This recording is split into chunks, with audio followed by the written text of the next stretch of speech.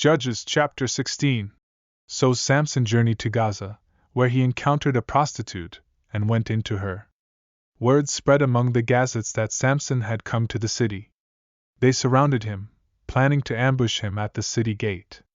They waited quietly through the night, thinking, "At dawn, we will kill him." Samson stayed there until midnight, then arose and took hold of the doors of the city gate, along with the 2 posts. He uprooted them, bar and all, and carried them on his shoulders to the top of a hill near Hebron. Afterward, he fell in love with a woman named Delilah from the valley of Sorek. The Philistine leaders approached her, saying, "Entice him and find out where his great strength lies, and how we can overpower him so we can bind him and afflict him. We'll each give you 1,100 pieces of silver." Delilah urged Samson, "Tell me the secret of your great strength, and how you could be bound and subdued." Samson replied, "If they bind me with 7 fresh, unused bowstrings, I'll become as weak as any other man." The Philistine leaders provided her with 7 fresh bowstrings, and she tied him up with them. Men were hiding in the room, and she alerted Samson. "The Philistines are upon you, Samson." He snapped the bowstrings like a thread of flax touched by fire, and his strength remained unknown. Delilah accused Samson. "You've deceived me and told me lies. Now tell me, how can you truly be bound?"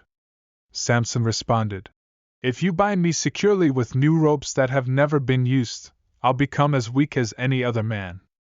Delilah took new ropes and tied him with them. She shouted, "The Philistines are upon you, Samson." Yet he broke free from the ropes, as if they were mere threads. Delilah continued pressing him. "You've mocked me and not told me the truth. Tell me, how can you be bound?" He answered, "If you weave the 7 locks of my hair with a loom and fasten it with a pin, I'll be weak." As she did this and called out, "The Philistines are upon you, Samson," he awoke from his sleep and pulled away both the pin and the loom. She reproached him.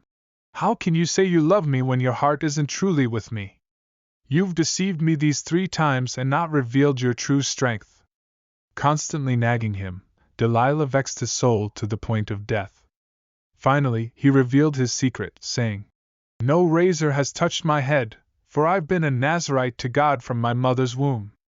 If my head is shaved, my strength will leave me, and I will become as weak as any other man." Delilah realized he had confided everything to her and sent word to the Philistine leaders. "Come up one more time, for he has told me everything."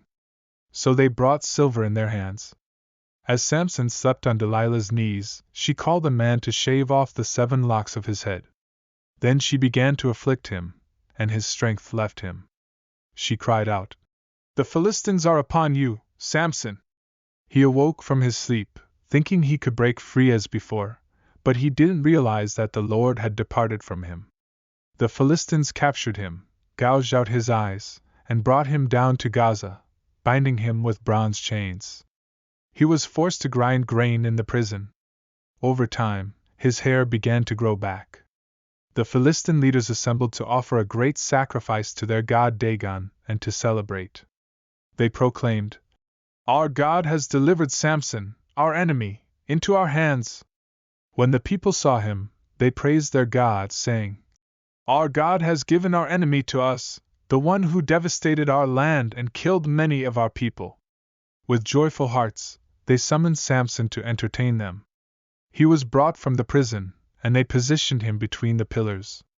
Samson said to the young man holding his hand, "Let me touch the pillars that support the house, so I can lean on them." The house was packed with men and women, and all the Philistine leaders were there. There were about 3,000 on the roof, watching Samson's performance. Samson prayed to the Lord, saying, "O Lord God, remember me and give me strength just this once, so I can take revenge on the Philistines for my 2 eyes." Samson reached out to the 2 central pillars that upheld the house. With one on his right and the other on his left, he pushed with all his might. Then he said, "Let me die with the Philistines." And he pushed hard, causing the house to collapse upon the lords and all the people inside. The dead he killed at his death outnumbered those he had killed during his lifetime. His brothers and the whole house of his father came to retrieve him. They brought him up and buried him between Zorah and Eshtaol in the tomb of his father Manoah. He had judged Israel for 20 years.